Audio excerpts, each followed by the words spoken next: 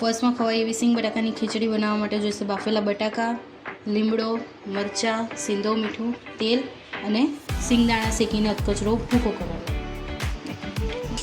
સૌપ્રથમ એક પેનમાં તેલ લેવું અને ગરમ કરવું બરાબર. ત્યારબાદ એની અંદર જીરું નાખવું. જીરું બરાબર ગરમ થઈ જવું જોઈએ. આપણું જીરું ગરમ થઈ ગયું છે તો જે મરચાં અને લીમડો હતો તે નાખી દઈશું.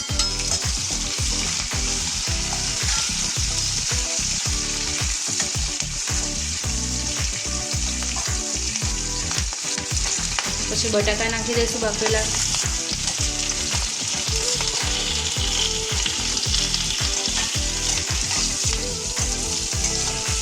હવે એમાં સિંધો મીઠું નાખશું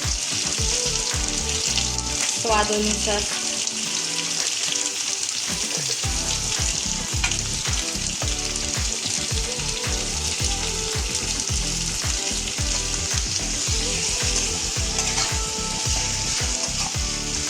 મીઠું નાખીને મિક્સ થઈ ગયું છે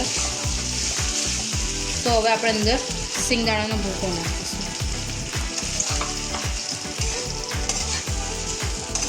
તો તૈયાર છે આપણી સિંગ બટાકાની ફરાળી ખીચડી.